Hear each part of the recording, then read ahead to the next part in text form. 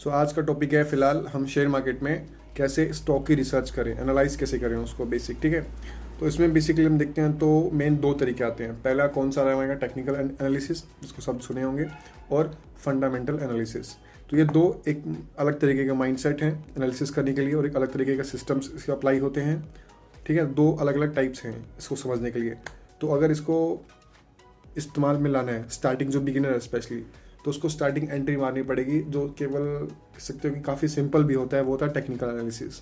ठीक है, जो ज़्यादातर ट्रेडर्स होते हैं वो मोस्टली क्या है, टेक्निकल अपने एनालिसिस पे कमांड स्ट्रॉन्ग करते हैं, और जो ज़्यादातर लॉन्ग टर्म इन्वेस्टर्स होते हैं वो अपने फंडामेंटल एनालिसिस पे अच्छे से कमांड करते हैं। और फंडामेंटल आज की डेट में रिसर्च करना कोई इतना रॉकेट साइंस नहीं रह गया, क्योंकि काफ़ी ज़्यादा सीए वगैरह लोग यूट्यूब पे आ चुके हैं। ठीक है, तो वो अपना बताते हैं कि जैसे फॉर एग्जांपल आरओसी उसका 15% होना चाहिए, और आरओई उसका 15% होना चाहिए किसी कंपनी का, जो आपको बेसिकली किसी भी साइट्स पे मिल जाएंगी, जैसे स्किनर प्रोटीन हो गया, टिकर टेप हो गया, ठीक है, ग्रो ऐप हो गया। तो जो एक 8-10 पैरामीटर होते हैं, रेशियोज होते हैं, नंबर्स होते हैं, बस वो आपको पता चल जाए कि हाँ इस कंपनी के पास 3 ईयर्स या 5 ईयर्स से ये जनरेट हो रही है, growth wise, net sales wise, net margin में, नेट प्रॉफिटेबिलिटी में। ठीक है, और मैनेजमेंट ठीक ठाक है, वो जो उसका पोटेंशियल लग रहा है ग्रोथ का, जिस सेक्टर में वो काम कर रही है वो भी मतलब लग रहा है कि आगे वो गैप खाली है, वो अच्छा भर सकता है गैप। जैसे इंश्योरेंस इंडस्ट्री है, मैं एग्जांपल इंश्योरेंस क्यों लेता हूँ वहाँ पर, क्योंकि मेरी इंश्योरेंस इंडस्ट्री को लेकर समझ मेरी सही है। ठीक है, मुझे ऐसा लगता है ऐसा फिलहाल। तो अब इसमें क्या गैप बहुत बड़ा खाली है, कोई एक ऑर्गेनाइज प्लेयर अच्छे से नहीं है जो ज़्यादा से ज़्यादा लोगों को कवर किया हुआ है। क्योंकि अभी भी लगभग 100% अगर मान लो इंडिया में लोग हैं, जिसमें से लगभग नहीं तो 10-15% लोगों के पास मैक्सिमम गिन के, हाँ 4-5-10% मान लो, और 2-3 साल में बढ़ा होगा, उनके पास इंश्योरेंस है, बाकी सब विदाउट इंश्योरेंस है। तो उसका मतलब समझ रहे हो, अभी 90% पूल खाली है। अब ये किस ऑर्गेनाइज प्लेयर के पास जाता है? 5-6 अच्छे कॉम्पिटिटर्स हैं यहाँ पे, जैसा कि आप जानते हो, मैं नाम नहीं लूँगा फिलहाल, देख लेना, जो टॉप मार्केट कैप में है। तो अब उनको कौन अच्छे से कवर करेगा? ये आपको उनके रेशो से देख के जो भी उनके इंश्योरेंस इंडस्ट्री को मेजरमेंट करते हैं जिन चीज़ों से, उनका क्लेम रेशो हो गया, क्लेम सेटलमेंट रेशो हो गया, रिजेक्शन रेशो कितना हो गया, अमाउंट कितना होता है उनके पास, लोगों का प्रीमियम कितने लोगों का है। तो इस हिसाब से हम डेटा बना के अपना एक पता कर सकते हैं कि हाँ ये कंपनी इस फील्ड में आगे जा रही है। 2-3 अपनी कंपनी सेलेक्ट की है, उसका प्राइस स्टॉक में है, उसको लिस्ट किया, फिर आगे बढ़ते चले गए। फिर 2-3 साल बाद समझ में आ जाएगा अपने आप धीरे धीरे प्राइस में, या फिर उनके जो बिजनेस में इंप्रूवमेंट के हिसाब से, उसके हिसाब से आप डिसाइड करके अपना काम कर सकते हो। ठीक है, कोई भी कंपनीज होती है आप उसको एक बारी में बढ़िया एनालाइज नहीं कर सकते, उसको आपको रेडार पे रखना पड़ेगा, क्योंकि हर 2 साल में 3 साल में टेक्नोलॉजी आती है और पूरे बिजनेस कोलैप्स हो जाते हैं। फिर आपको एक नए एंगल से मतलब एक नई शुरुआत करनी पड़ती है उस बिजनेस को, जो ये चीज़ को कर पाता है फिर वो उस बिजनेस में सस्टेन रहता है, वरना फिर जो बाकी नहीं कर पाते हैं फिर वो गेम बाहर हो जाते हैं। ठीक है, तो ये चीज़ हो गया। पहला क्या हो गया आपका, उसका टेक्निकल एनालिसिस के लिए आपको स्टार्टिंग में जरूरत पड़ेगी जो ट्रेडर यूज़ करते हैं, और लॉन्ग टर्म इन्वेस्टिंग के लिए इन्वेस्टिंग जरूरत पड़ेगी। कौन सी इन्वेस्टिंग? फंडामेंटल जिससे करते हैं, रिसर्च करते हैं। ठीक है, तो फिलहाल मैं थोड़ा टेक्निकल का एक्सप्लोर करता हूँ, अगर और इसको सिंप्लीफाई करूँ तो मैं, तो वो फंडामेंटल हमें क्या सिखाता है ना, कि किस कंपनी में जाना है। हमने सेक्टर पता कर लिए, ठीक है, उसमें जो इंडस्ट्री होंगी छोटी छोटी उसमें पता कर लिया, उसमें कौन कौन सी कंपनियाँ अच्छा कर रही हैं वो पता कर लिया। अब उसके बाद अब इनमें से कौन सा, ये जो फिल्टर लगा रहे हो आप, इसमें से ये अच्छा है, वो अच्छा है, वो अच्छा है, वो फिल्टर कैसे अच्छा लगेगा? फंडामेंटल एनालिसिस से आप अच्छे से फिल्टर लगा सकते हो। आरओसी देके, आरओई देके, 50% मार्जिन देके, उसका प्रॉफिट मार्जिन कितना आ रहा है, प्रॉफिटेबिलिटी देके, नेट सेल्स कितनी आ रही है पास्ट ईयर में, ग्रोथ पोटेंशियल है कंपनी मैनेजमेंट कैसी है, ये 8-10 पैरामीटर से देके आप अच्छी कंपनी पता लगा लोगे। उसके बाद अब किस समय एंट्री मारनी है उसमें, ठीक है, कि कब घुसना है सही प्राइस पे, वो आपको सिखाएगा टेक्निकल एनालिसिस, कि क्या घुसना इसमें सही भी है कि नहीं है, और कब एग्जिट मारना वो भी आपको बताएगा टेक्निकल एनालिसिस। कैसे? अब जैसे फॉर एग्जांपल देखो, जो रिजल्ट्स आते हैं बैलेंस शीट पे किसी भी कंपनी के, ठीक है, वो क्वार्टरली बेसिस पे आते हैं, मतलब हर 3 महीने में आते हैं ना। तो इसमें होता क्या है कि अगर कोई भी बेकार मूवमेंट कंपनी के अंदर चल रही है, कि जो बैड न्यूज़ आने वाली है, फिर मैनेजमेंट कुछ गड़बड़ आने वाली है, तो वो पहले चार्ट पे दिखना शुरू हो जाएगा। चार्ट मतलब टेक्निकल चीज़ों में उसके, ठीक है, वहाँ से लोग पैसा निकालना शुरू कर देंगे, वॉल्यूम डाउन होना शुरू हो जाएंगे। ठीक है, वहाँ पे आपको कैंडल की फॉर्म में या फिर लाइन चार्ट की फॉर्म में वो दिख जाएगा आराम से क्लियर कि आपको यहाँ पे करना है। तो उस समय आपके अपना पैसा रिजर्व मतलब सेल करके, वहाँ पे अगर आपने टेक्नोलॉजीज पढ़ी है, सेल करके आराम से बैठो, वेट करो क्वार्टर रिजल्ट में क्या अपडेट आने वाला है। फिर जैसे क्वार्टर रिजल्ट का अपडेट आता है फिर आपको बैड न्यूज़ मिलेगी। कुल मिला के कि पहले टेक्निकल एनालिसिस पहले कैच करता है इन्फॉर्मेशन को, कि अंदर क्या कंपनी में गड़बड़ हो रही है, एज कम्पेयर टू फंडा एनालिसिस के। तो एग्जिट के लिए बेस्ट टूल पड़ेगा टेक्निकल एनालिसिस के लिए। और अगर स्टार्टिंग में जो बाइंग अगर देखनी है, और एंट्री में भी आपको एक एक कह सकते हो ना, एक डबल वेरिफिकेशन हो जाता है। फॉर एग्जांपल अपने फंडामेंटल पढ़ लिए, लगा आपको कि हाँ अभी कंपनी अच्छी है, लेकिन उसमें मूवमेंट नहीं आ रही है, प्राइस वॉल्यूम नहीं बढ़ रहा, लोगों को इंटरेस्ट नहीं आ रहा, तो उसका मतलब अभी उसमें तेजी नहीं है। आपको शॉर्ट टाइम में कम ज़्यादा प्रॉफिट वाला मार्जिन जो रहता है ना, कि कम टाइम में ज़्यादा प्रॉफिट नहीं बना पाओगे, फिर वही बैठोगे 2-3%, आज 10% ऊपर गया, फिर कल 5-6% नीचे आया, फिर 7% ऊपर, फिर 3-4% नीचे, ये चलता रहता है। अगर इसी बीच में जो गेम को समझ गया अपनी कि कब एंट्री मारनी, कब एग्जिट मारनी है, तो वो एग्जिट प्रॉफिट का फ़ायदा उठा के वो जब प्राइस डाउन होने वाला है, एग्जिट मार के वो निकल के अपना प्रॉफिट मार्जिन सेव कर सकता है।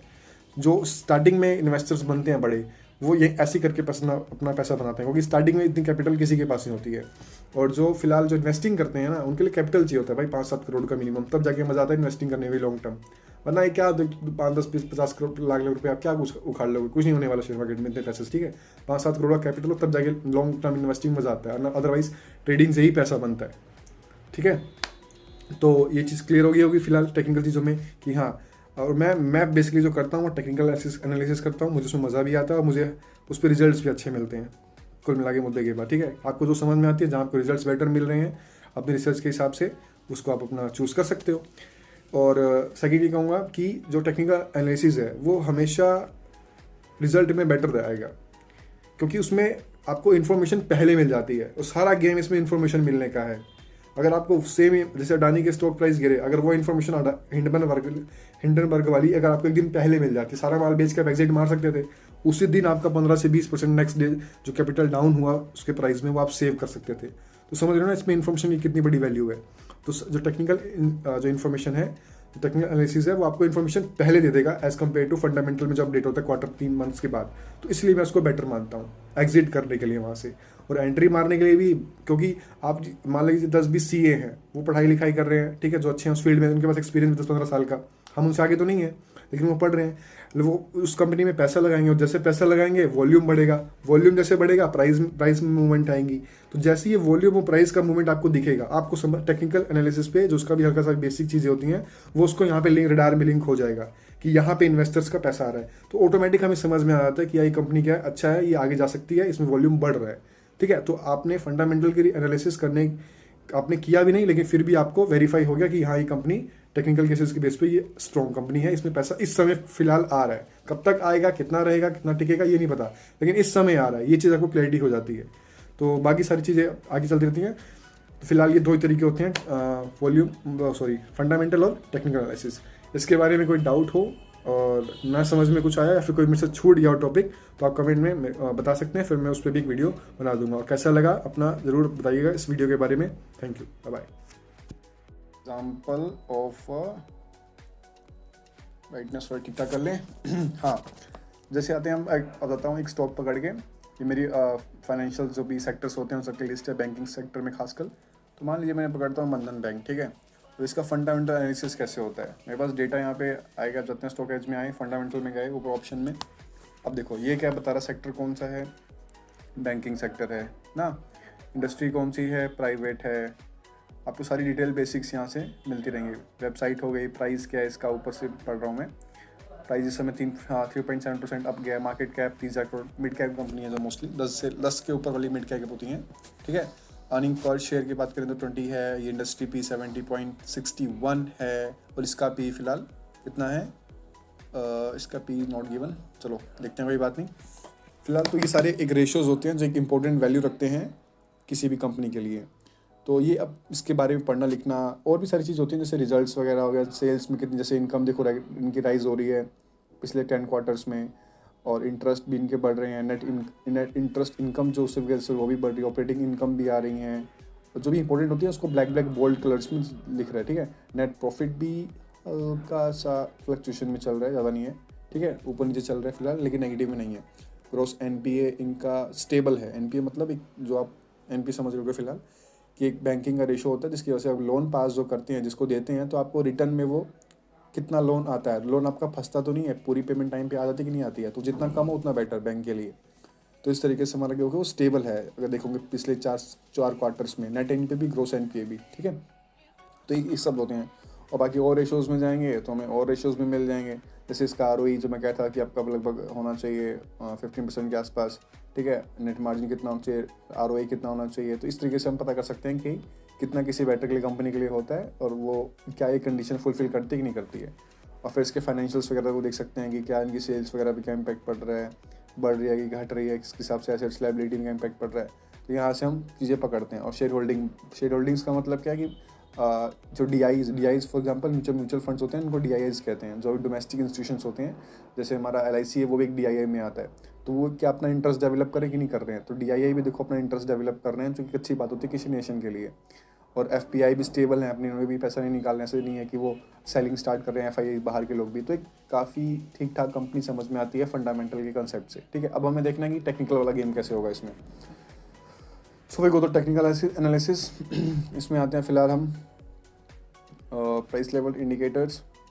तो हमारे टेक्निकल्स में इंडिकेटर्स होते हैं कि RSI कैसे काम करता है, विलियम्स एक्सपेयर money flow, rate of change, इनकी हम एक पैटर्न्स होते हैं उसके हिसाब से हम कैच करते हैं। फिलहाल तो मैं बेसिक आपको एक डायग्राम पे ले जाता हूँ।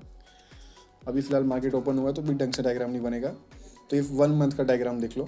इसमें क्या देखो, लार्ज वॉल्यूम में शिफ्ट आ रहा है। इसका मतलब इसका प्राइस मूवमेंट आप चाहे यहाँ से नोट कर लेना, 1 मंथ में बढ़ना तय ही है 5-10 रुपये, 20-50 रुपये, ठीक है, पर शेयर के हिसाब से, क्योंकि वॉल्यूम इंक्रीमेंट हो रहा है। तो 5-10% बढ़ने की हाई पॉसिबिलिटी है। आज 3.3% बढ़ा है जैसा कि आप देख रहे हैं। तो ये हो गया हमारा एक ग्राफ के हिसाब से पकड़ना कि ट्रेंड कैसा चल रहा है पास्ट। फिलहाल तो भी डाउन ट्रेंड चलना है, तो लेकिन स्ट्रॉन्ग वॉल्यूम आया है तो यहाँ से एक हाई जंप जा सकता है 5-10% का।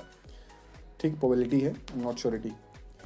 और फिर डिलीवरीज में आते हैं तो डिलीवरीज भी देख रहे होंगे आप कि हाईएस्ट डिलीवरी दिया 28 और 29 मार्च को, शायद इसीलिए 3.3 इतना परसेंटेज बढ़ा है।